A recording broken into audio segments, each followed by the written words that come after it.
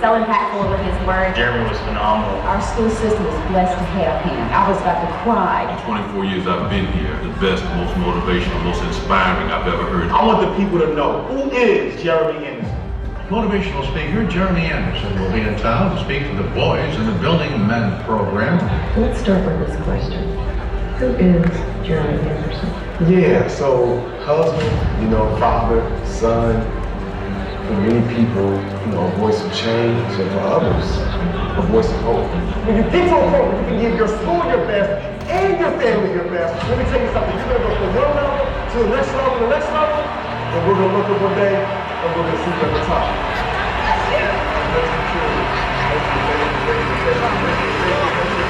I'll take the stage at 7:15 to 8. To your feet and put your hands together for Jeremy Anderson! How does it feel to be experiencing this level of success? Yeah, so it feels good, but I gotta say, I was not always experiencing this level of success, right? My mom had me when she was 16 years old. I had repeated failure in school, years of drug and alcohol abuse. I know how it feels to fail. I know how it feels to fight with depression. I know how it feels to feel like you're not good enough. So now when I speak, now when I share, I'm able to be that voice for others. You know what I'm saying? I can let this next generation know that their condition will not be their conclusion. This is a great honor for us. Anytime we can get somebody that's known nationally as a speaker, here it makes a lot of difference. My passion for educators, teachers, counselors, like those who are responsible for shaping the hearts and minds of these kids, I realized something. I can reach 1 million kids, right? But if I can reach 1 million teachers and I can have an effect on them, now they can reach 20 million kids. I implore you to come and find a Jeremy Anderson conference. You will leave blessed, you will leave inspired, and you will leave fired up to go back to your classroom and to do the work that you've been called to do. So with all my travels to schools and universities, all my travels at conferences across the country, across the globe, I want people to know you can live your best life. It's not gonna be easy, but you hang in there, all your dreams are gonna come true. You good? Yeah, showtime. So here's the crazy thing, Sissy. Me and my wife quit our jobs in 2012, right, to be able to do the work that we're doing today. And to see where we are today, it's pretty sobering. It's one thing for me to travel the globe speaking and motivating, but now to be able to get back is something special, right? We're sending teachers across America on cruise vacations. Our nonprofit is sponsoring 40 students in South Africa for college. This is a global impact. We're feeding thousands of kids per month through our nonprofit. That's the type of global impact that we're making, and I'm pretty proud of it. With all this travel and speaking, being away from your family, I can't imagine that this is easy. Well, no one said changing the world would be easy.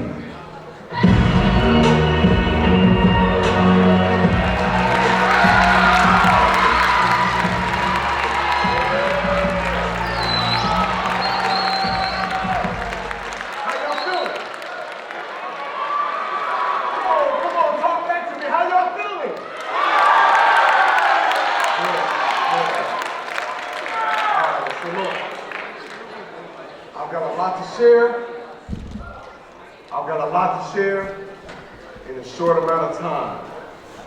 11th graders, where the juniors at? Make some noise, raise your hand.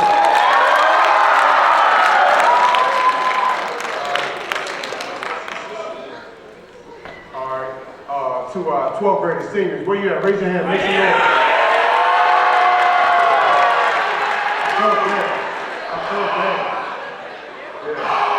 Yeah. Hey, look, I'd rather him get all of that out now than in my presentation. Anybody else want Anybody else? There you go, come on. Okay. Good. Hey, look. Yep. Hey, here's the reality. It's a time for everything, right? So that was your time to talk. That was your time to chatter. That was your time to flirt, whoever you next to you, like that was your time to do what you do. Hey, but guess what time it is now? Like that was my time.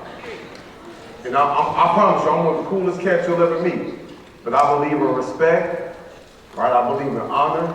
It took a lot for me to be here. I don't have to be here.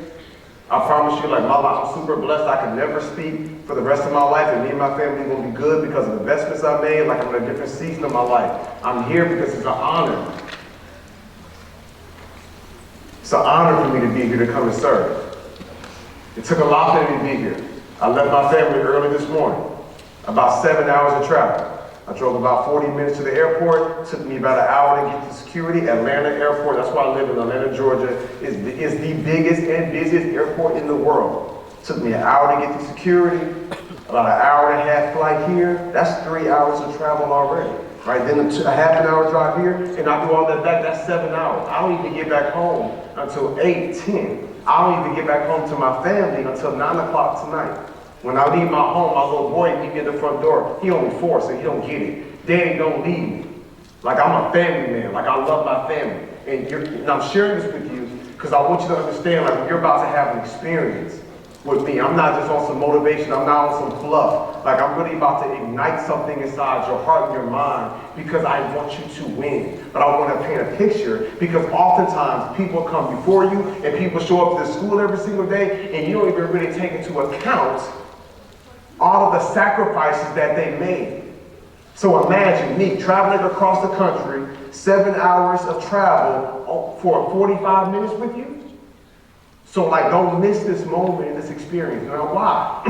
Why do I travel all over the country, internationally? Y'all seen the video, South Africa. I've been there, South Africa 7, 8 times speaking, Bangalore, India, Sydney, Australia, 3 different times. Like, I've traveled all over the world. I would have never thought I'd be living the life I'm living today. Truth be told, every time I sit back with my team and I watch that video, I feel weird inside. I'm like, who is that guy? I'm like, that's me? Jumping on stage, that's me getting out of different professional drivers. That's me flying first class. That's me doing book signings. That's me on TV getting interviewed. Like, I'm looking like, that's me? I just spoke for a $1 million organization called $1 Million Roundtable in Sydney, Australia, in front of 15,000 people. It's like one of the biggest global financial leadership conferences in the world. 15,000 people. I'm like, me? Because I remember how it felt to be that little boy growing up without his father. I'm a grown man now. My father's still not present in my life. I remember how it felt being in school, seeing my classmates with their mom and dad, and I was like, how come my biological father don't want me? Now I'm questioning my worth. Now I'm questioning my value. I remember how it felt when the doctors first said, you got this thing called ADHD. I was thinking, they made it feel like it was some disease. Right? I remember how it felt, you know what I'm saying, being drunk, being high, trying to mask the pain, y'all. I struggled years with drug and alcohol abuse. Repeated failure in school. Getting arrested over and over. Listen to me. I know all about failure. I've read that book. I sang that song for way too long. But I'm winning now.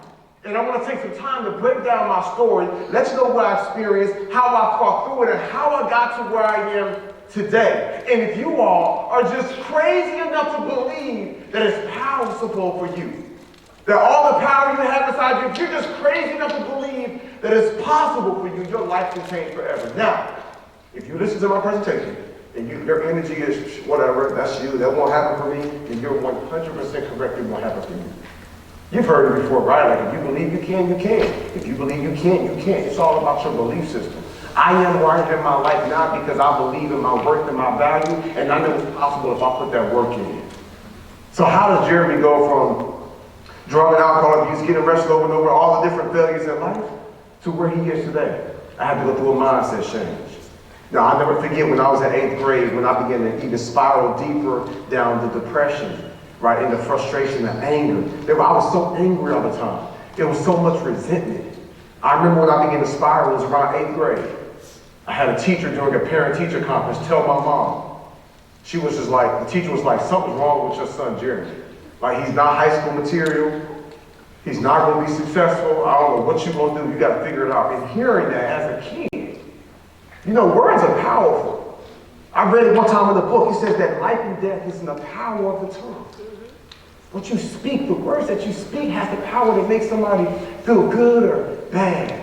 You have the power to speak words over your classmates, your peers, that can make them feel encouraged and invigorated and excited, optimistic about the future, but you also have the power with that same mouth, with that same tongue to speak words that can make them feel sad, down, dark, depressed, discouraged. You've seen me before.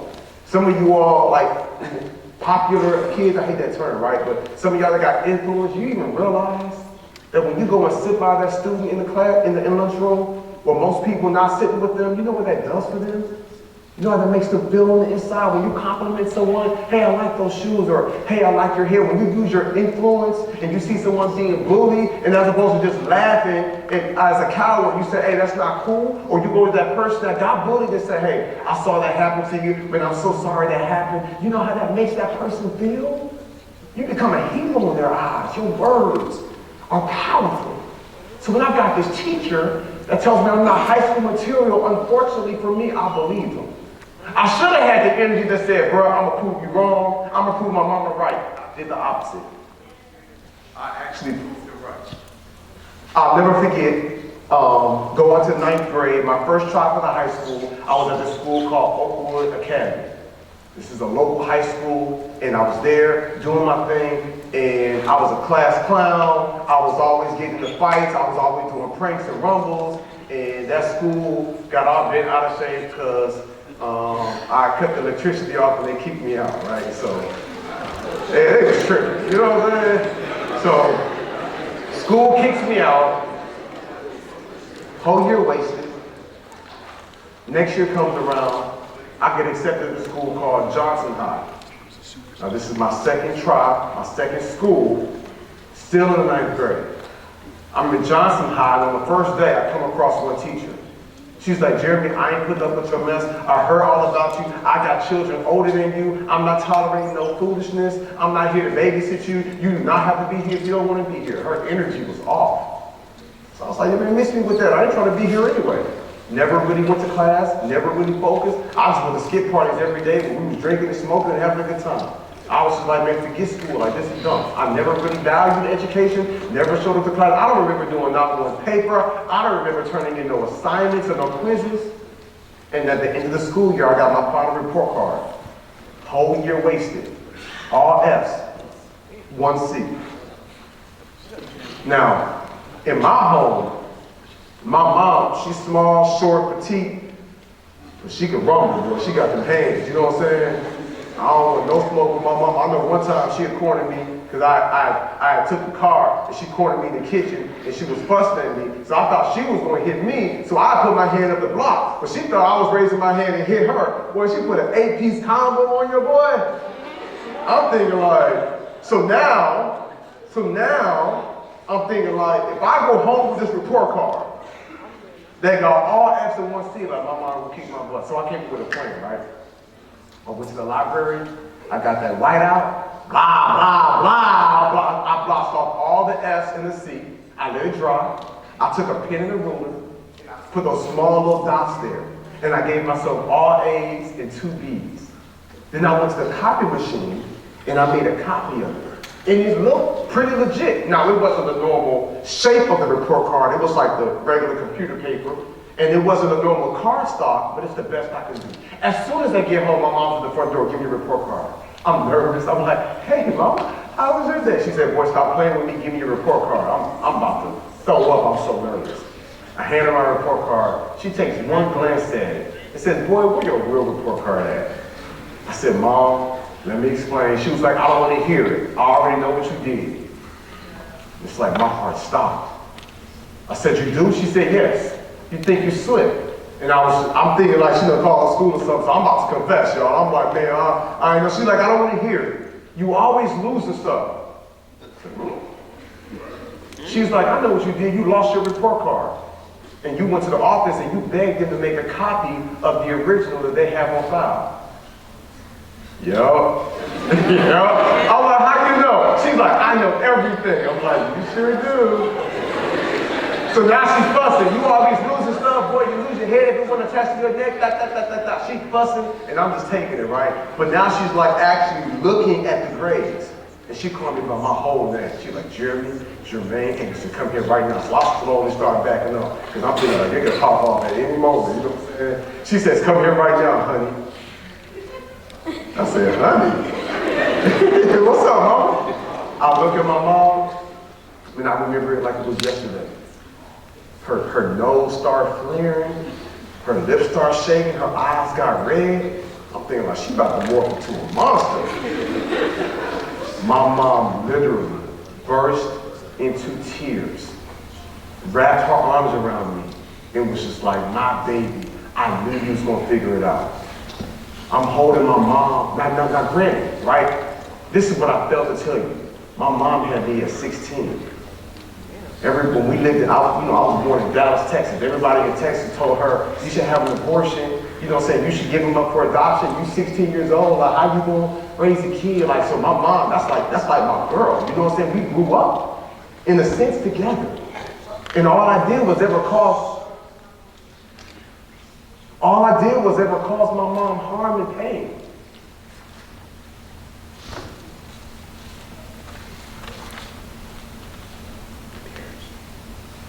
It's messed up, bro, because he let you talk to him, and he not even telling you, I'm looking right at you. Listen to me. If I didn't care about y'all, I would be up here just a yapping. I don't want nobody to fall. I don't want somebody to miss this. I'm literally at a crossroads in my life. My mom's got my report card. She's in tears, like I'm my baby. And this is gonna sound kind of goofy, but I got a little emotional too. Here's my response. I told you my mom will make you proud. Like, I'm hugging her, she hugging me, we actually sharing a moment. As goofy as I feel now, like, bro, you actually got emotional. I didn't get emotional because I actually thought I made A's and B's. I was more so emotional because I never see my mom cry tears of joy. It was always tears of pain, always tears of hardships. Always tears of agony. Every time I get arrested, every time I get caught stealing from the mall, or stealing a car, or getting kicked out of school, or whatever I was doing, fighting, like, it would just move my mom to pain. So to see my mom cry tears of joy was different. That was my first taste of success. Even though I didn't earn it, it was the opposite of what I've always seen. Now, I'll tell y'all right now, right? Honesty, I remember being young hearing this quote, honesty is the best policy. I used to feel like that's corny. I understand now the importance of being honest. I understand now the importance of character and integrity, right?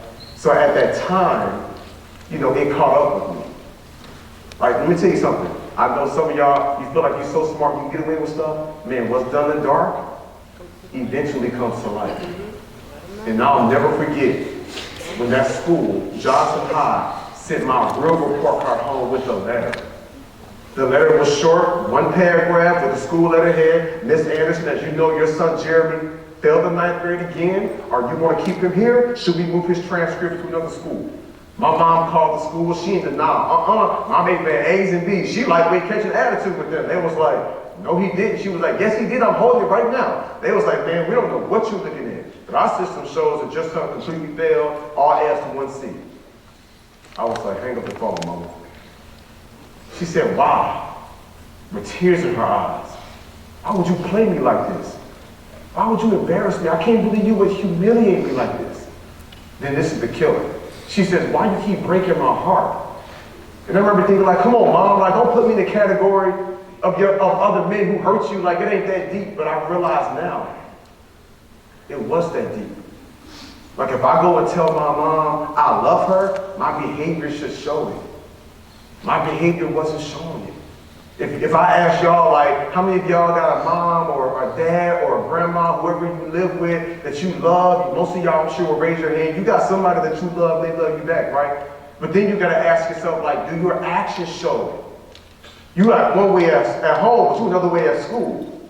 With your parents, with your loved ones, like those who are supporting you, who sacrifice for you, if they saw how you operate at school, like would they be excited about that? Like I told y'all the importance of words, right? Words are powerful. But you know what's even more powerful than words? Action.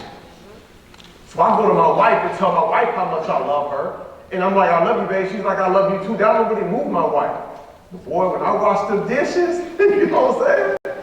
When I vacuum or I do some laundry, I go to the grocery store, she sent me to go get some bread, some milk, but I get her car detailed and I put gas in there because I don't want my girl to have to, what my girl looks, she a queen. What she look like getting out in the wintertime trying to pump gas? I do that. My actions show how much I love her. So when I look at my mom, the ladies like that. They was like, ooh, I like that. Come on, fellas, you better treat them like, hey, you better treat them like the queens they are. We're gonna talk about that in a minute too. All right, let me bring you back. Y'all have been amazing so far, by the way. So watch this. I'm thinking like, man, Mom, I talk a good. I literally went to fighting. I threw hands like with other guys, you know, in my school. If they say something about my mom, that's how much I love my actions wasn't showing how much I love my mom. And for the first time in my life, I realized I was my mom's evil villain. I was the one that caused her the most heartache. I was the one that caused her the most pain. I was the one that caused her the most agony. And listen to me, I wanted to change. I just didn't know how. I didn't want to be that guy. I just felt stuck. So my mom's a great mom. She moved me to a new school that next year in August, start of the new school year, because she knew if I stayed at Johnson High, it would be a bigger distraction. I'm at this new school now. I'm at the school now called Huntsville High. This is my third school for the 9th grade. And on the first day I knew this school was weird. I was like, okay, these teachers is cuckoo for Cocoa Puffs. I'm looking at my phone like, okay, how much time do I have to get out of here? Because they saying stuff like, Jeremy, we believe you can catch up with your right grade. Jeremy, we believe you can be a scholar. Jeremy, we believe you can make AP honor roll. I'm thinking like, y'all are crazy.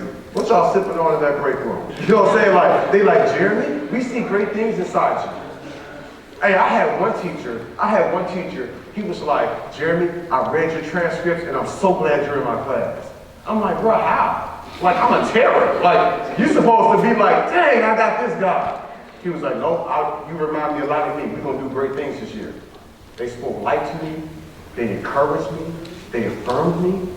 But because I was so broken on the inside, because I was so prideful, I tried to ignore it. And I was just like, man, whatever. And as opposed to receiving the love, as opposed to receiving the affirmation, as opposed to receiving the support that I so desperately wanted, I rejected it because I didn't believe it. Because I heard teachers say before, I believe in you, but by the time the third week of school, the second month come around, they kicking me out, they fussing at me, and they rolling their eyes. And so I was just like, man, y'all ain't really about that life. Y'all just saying this now. But they were consistent. But everything for me shifted when I saw the humanity inside my educators. I walked in one of my teacher's classroom, it was during her planning period. I caught her crying. I'm like, what's up? What's wrong with you? What happened? She was like, oh, nothing, Jim, I'm good. What do you mean? I'm like, you're not good, you crying.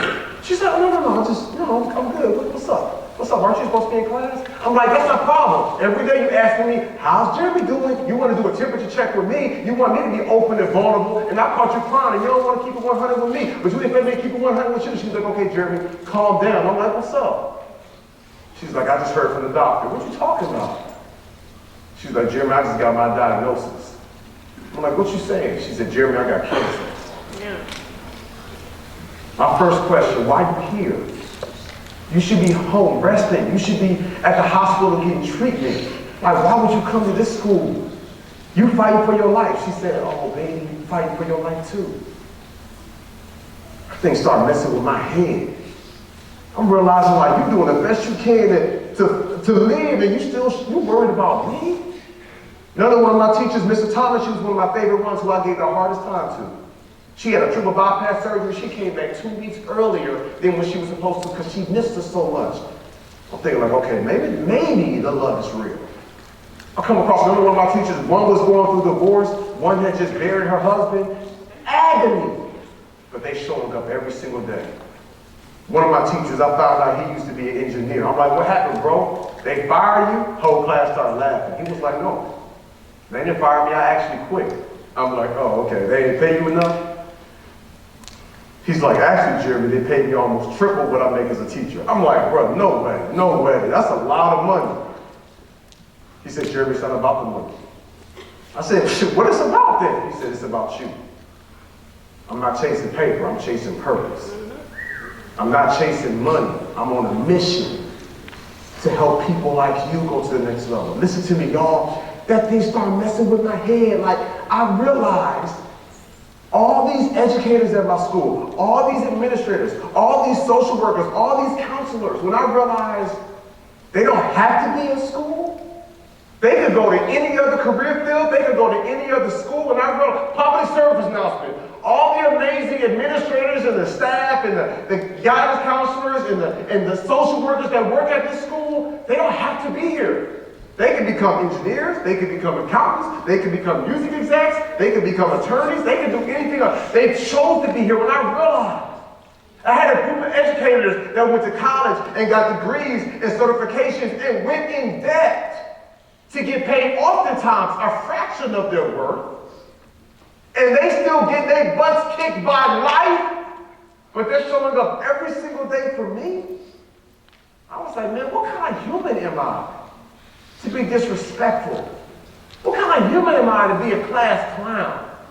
I was like, I need to grow up. These are people who have their own life. They got their spouses, they got kids, and they're showing up so that I can have a bright future. I ain't gonna lie, y'all, I hit the reset button. I'm in class like, yes ma'am, no ma'am. People thought it was corny.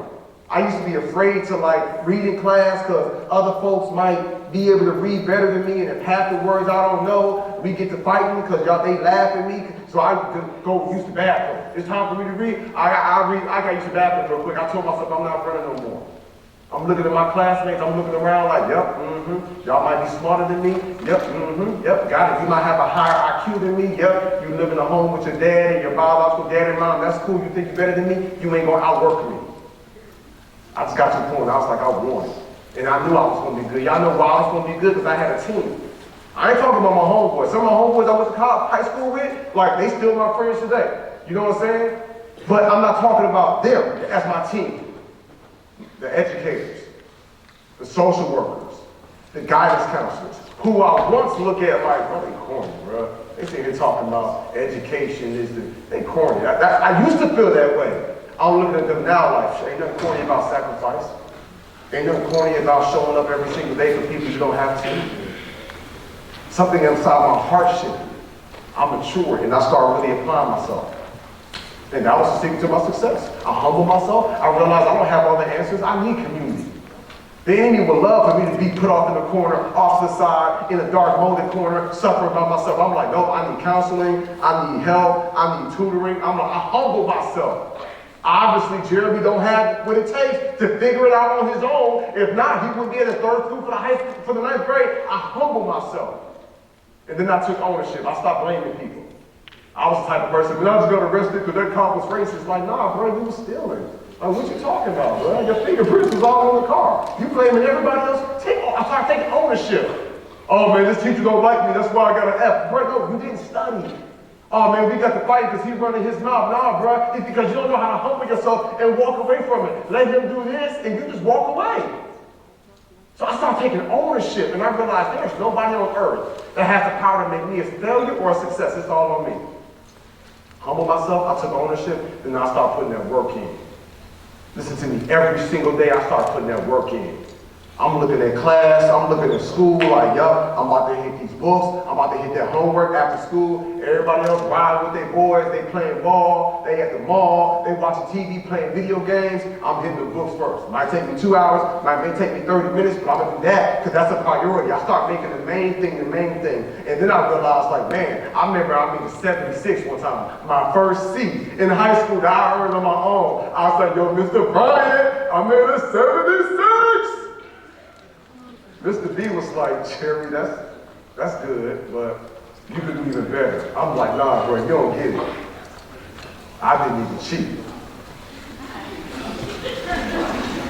He was like, Jerry, I hear you, and I'm proud of you, but you can do even better than that. And I remember it made me think. I was like, you mean like these? got A's? He was like, yes. And I had to go through another mindset shift. Now I stopped the gang activity, I stopped all that other dumb stuff I was doing. And I was applying myself, but my expectations. I can be really vulnerable and transparent with y'all, my expectations wasn't high. Because my biological father wasn't present in my life, I questioned my worth and value. I felt like I was a mistake.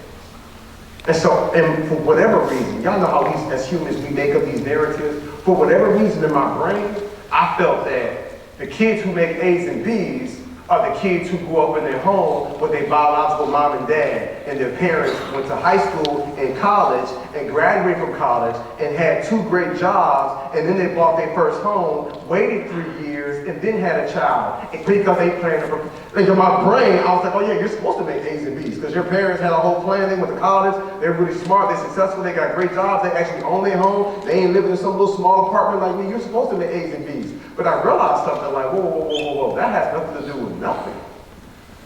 I realized like, I could just apply myself. I realized the only reason I wasn't making A's and B's is because I was never shooting for that. I was always shooting for a C. I was always shooting for average. I had a teacher tell me I was a high school material. I had teachers before, when I was in 5th grade and 6th grade, give me Ritalin. Ritalin was the medicine that they gave kids back in the day that had ADHD, that attention deficit disorder, and hyperactivity. And I remember I was supposed to have 1 Ritalin pill in the morning and 1 at lunchtime. But I had teachers that was so sick, they would give me a Ritalin pill every class period. I remember thinking like, hey, I'm not supposed to have this medicine. Shut up and open your mouth. So I began to question my worth and value. So I was never even applying myself. So what happens when you shoot for a 70? What happens if you like, hey, you know what? I'm gonna see if I can hit a 70. What if you miss the mark? You land with a 62, or a 55, or a 48. But what happens when you start shooting for 100? I started shooting for 100 every test, every quiz, every homework assignment. Then I started landing on 72s and 88s and 91s. I realized like, man, my success, like don't have nothing to do with my family? Like my DNA don't determine my destiny? No. Public service announcement, your DNA doesn't determine your destiny. Your decisions do. You make a decision to be great, you make a decision to sacrifice, you make a decision to humble yourself, if you make a decision to put that work in, you make a decision to take accountability and ownership, everything in your life changes. So that's exactly what I did. I went to summer school and night school, which was the worst. Let me be clear. I am not that guy that's like, I love education. No, I literally showed up like, hey, I gotta do what I gotta do so one day I can do what I wanna do. Guess what, y'all? I do what I wanna do now. I go where I wanna go. I buy what I wanna buy. I experience what I wanna experience now. But there was a time when I had to humble myself, and I would leave high school at 3:30. I would have to be at the Sheldon Center, which was a local community center, from 4:30 to 7:30, Monday through Thursday for night school, because I'm trying to catch up with my right grade. Then I would take summer school. So when everybody else got summer jobs and they having fun and they kicking it, I'm in school. But I did that, and I worked my butt off. And I caught up with my right grade. Graduated from high school on time. My mom at my high school graduation crying her eyeballs out. Baby, I knew you was gonna do it. I knew you was gonna figure it out. I'm like, no doubt, mama. I said, guess what, mom? I'm going to college. Oh, she about passed out. She like, my baby. I'm like, that's me. But I'm like, why stop at high school, mama? She was like, you got this. She started filling out the FAFSAs. I was trying to see if I could get some scholarships. I was like, all right, I probably ain't gonna qualify for scholarships. I'm taking some student loans. Like, I went to college, got my bachelor's degree in social work. Why social work? I want to learn the art of meeting people where they are. I wanted to learn how to serve and how to help others. I remember being down, and social workers and educators came down and pulled me out. I said, I want to learn how to do that. Then I went to grad school after I graduated from college, because I said, why stop here? I went to that next level. I went to grad school and I got a master's degree. Y'all know there's like college for after college, right? So I went to college, got my bachelor's, then I went to graduate school and got my master's degree. The same thing I did when I was in high school. I humbled myself. I'm in college, super intimidated. Because I'm in class with people that graduated summa cum laude, magna cum laude. I'm in class with people who graduated at the top of who had 4.0s and 3.5 GPAs and 3 point, I'm thinking like, okay, I'm just glad I caught up with my right grade and graduated. Y'all super smart. But the same mindset I had, like, yep, when y'all at that party, I'm gonna be hitting them books. And I apply myself and I humble myself. I got tutors, I got mentors, and I got a whole bunch of degrees in my first few times I tried, and then in 2010 I wrote my first book and became a published author and began to travel all over the world speaking. Now why? Why did I take the time to unpack my story? Because it's these three things I just really want you to wrap your mind around: the humility, to humble yourself. Right? I read it one time in this book, it said that there is safety in a multitude of counsel. One more time, this is a quote, there is safety in a multitude of counsel. That means you find yourself in a safe position when you have wise people around you that can counsel and guide you. What does that mean for some of you? Maybe it's a tutor, maybe it's a teacher, like maybe it's a social worker or a guidance counselor, maybe it's a regular counselor or a therapist. I got one. I got two actually. I got a marriage counselor and I have a therapist. I'm not afraid to share that with you. I'm still humble. I realize I don't have all the answers. I don't want to. Divorce runs rampant in my family. I don't want to get a divorce. I want to be the best husband. I want to be the best, provider for my family. So I humbled myself and said, Jeremy, you don't have all the answers. People look at me now. I got friends I went to high school and college with. They're like, bro, you winning. Everything you touch turns to gold. I'm like, nah, bro. I've been purified in fire. I'm figuring this thing out. Like, I'm humbling myself. I got therapists I meet with on a regular basis, like counselors that can help me kind of like process what I'm going through. Because what I'm not going to do, because I love myself too much, I'm not going to put myself in a corner and just be depressed and isolated. No, I'm going to come to light. Mold grows in dark, cold places. I come to the light. So I share that with you, right? Because the same stuff I did when I was in high school, in college, I'm doing today. I humble myself and say, you know what, if I need help, I'm going to get help. So for some of you, not for some of you, excuse me, all of you, there's another level you can go to when it comes to tapping into support. This school, I'm so impressed, so many resources, so many clubs, so many organizations, so many opportunities. Tap into the resources that you have here at this school. And if you need a counselor, there's nothing wrong with that. I'm gonna say it again. There's nothing wrong with it if you need a counselor. Most people do.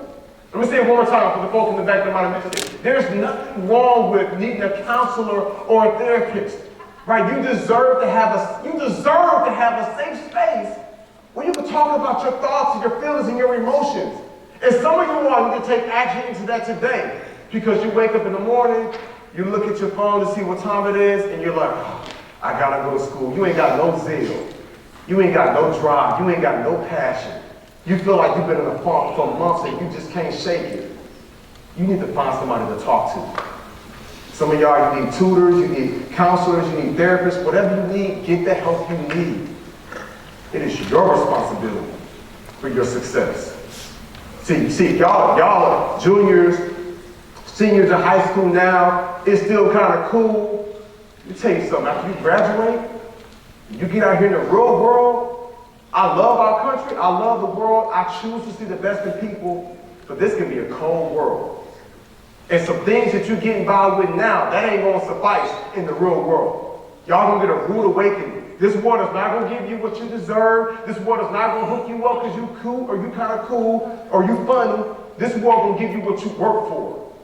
You have to be willing to show up every single day and work for what you want, or else you're gonna find yourself out here begging. I promise you, I'll be going to places. I remember one time I was in Chicago. I had stepped outside my hotel, driver picked me up. I seen this guy coming to me. We like the same age.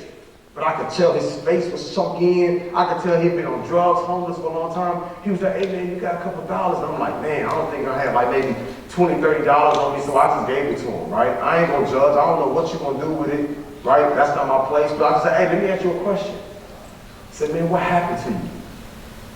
He's like, I'm trying to figure it out. I said, okay, but what happened? Like, we had just a brief conversation. He was like, man, when I was in high school, man, he started with cigarettes, he started with Black and Miles, he started with weed, and then I started snorting and boom, boom, and heroin. And then he was like, And he was like, the next thing I knew, I just ended up here on the streets, and it broke my heart.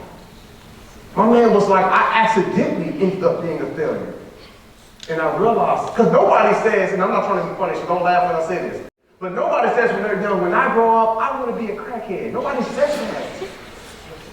My man literally was just like, man, I just kind of ended up here. And I realized something. If you are not intentional about being successful, you can accidentally become a failure. All right, I saw 6 of y'all talking to your friends, and because I care about you, I'm gonna say it one more time. If you are not intentional about being successful, you can accidentally become a failure. I was glad that I'm meeting with the junior seniors on the second part of my presentation, because y'all the leaders of the school. Y'all set the tone. I was with the group earlier. They was a whole lot more immature. They're younger. Like, I get it. Y'all set the tone. Y'all gonna be out soon. Seniors, you gonna be out. Juniors, y'all gonna be the big dogs on campus. But then you got a year to figure it out before you get out here in the real world. And I'm telling you though, you can win. You can win on a massive level if you humble yourself. And then you take ownership. Stop blaming people. I know somebody hurt you. I know somebody took advantage of you. I know the stats. I know a large percentage of you have been touched inappropriately, molested, somebody took advantage of you, somebody that should have been protecting you, somebody that their family trusted to watch over you, broke your trust, and you've been questioning. You still got your worth and your value. I am so sorry that happened to you. You didn't deserve that. That should not have happened to you. And your worth and your value does not change. So I don't know who needs to hear that, but there are some of you, you've experienced some pain. And it's hardening your heart. And you should not have had to experience that. But that don't define you. Let that refine you. Let that make you stronger. Now you can be an advocate for others. If you need to talk to somebody, talk to somebody. If you need to get some help, get some help. But don't question your worth or your value. Because if I show y'all a crispy dollar bill, and I ball the dollar bill up, how much is it worth? $1. Okay, what if I step on it? How much is it worth? Okay, what if I take that dollar bill out that I stepped on and balled up and put it in the trash and some beer and some gum falls on it and I pull that dollar bill off, how much now is it worth? Are you sure it's not worth like 85 cents now? What if I ball it up, step on it, put it in the trash, it's around a whole bunch of nasty stuff, put it in the streets, a car runs over it, and I tear it in half. How much is it worth now? 75 cents? Maybe 80 cents? $1? Somebody said you could put some tape on it. Here's the reality.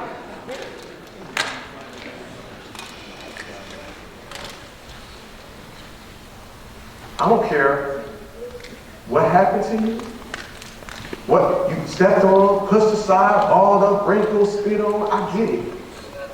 You don't lose your value. You don't lose your worth. You were still amazing. You were still phenomenal. You were still special. You were still fearfully and wonderfully made. You just crossed paths with somebody that was sick. I'm sorry.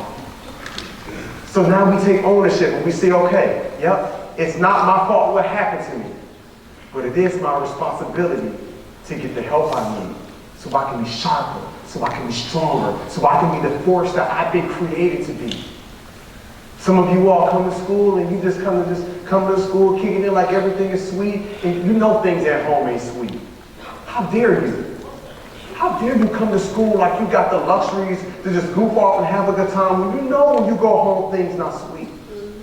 Some of you all, when you go home, you should look around your neighborhood, you should look around your house, you should look around your apartment complex, wherever you live, and say, yep, this is temporary. And then you look yourself in the mirror and you tell yourself, Sabrina, Patrick, Michael, Patricia, I have what it takes to change my future. Come on, man. What I said somebody's name that's actually in here? Think about it.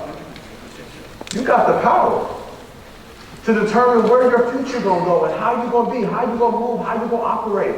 It's all on you. So when you humble yourself and you get the help you need, when you take ownership for your growth, your development, your responsibility, and you work your butt off, I want y'all to have great expectations.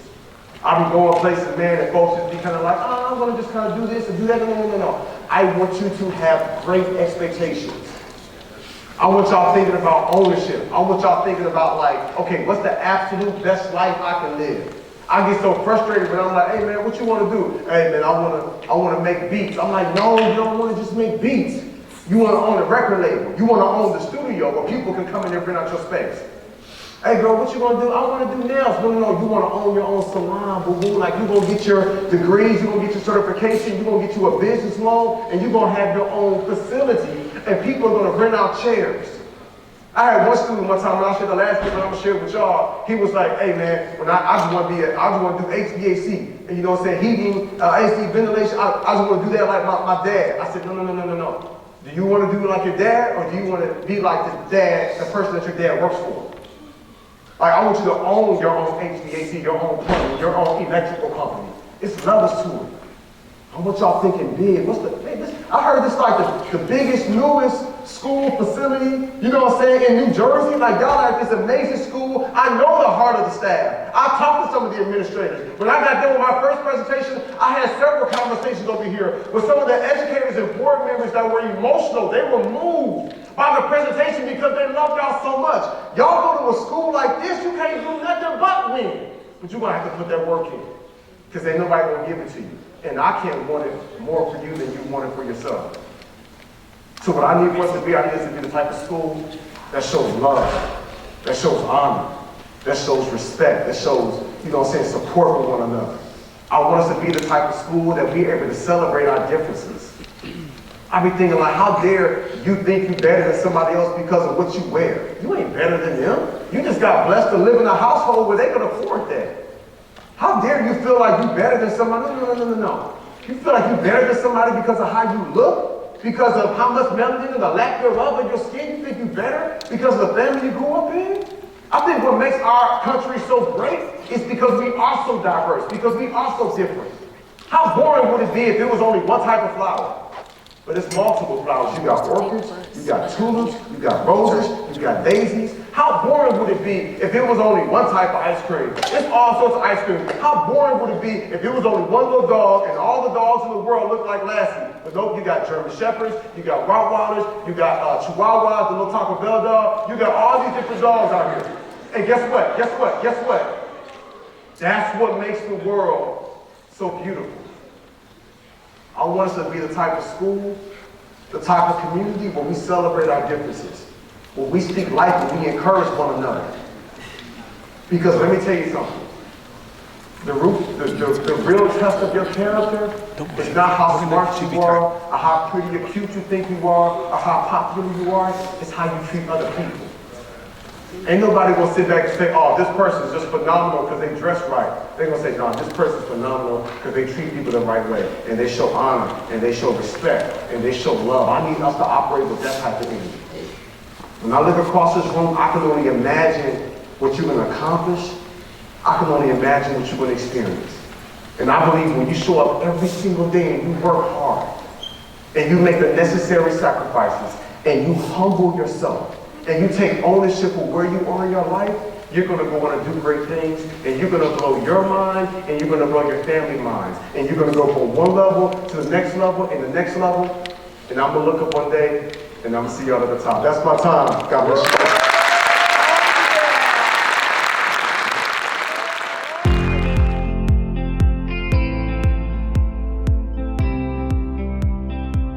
What did you think about Jeremy Anderson?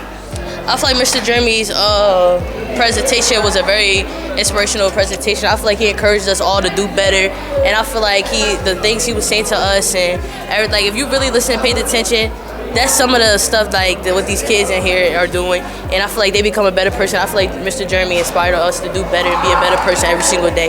So from now on, I'm going to take his advice and move forward to be more successful and try to achieve our goals more than I am now. Thank you. Thank you. The summit was real good. The speaker was really bright. Put a lot on my mind. It was like good, but it was like really deep. It was like he was mostly telling about his life. It was like deep as hell. I feel like he was like speaking facts, and it was just like when he was talking, I feel like he was talking to me because like a lot of stuff he was saying like I got going on and stuff like that. So it's like it was deep. It was deep. For real. It was It's really deep. It was good. deep. I thought the speech was really moving and that it was really motivational. And I think it would be recommended for other schools in the area. I messed with it. It was very motivational for Black History Month. I follow him on the gram, so yeah, it was really good. I already love it.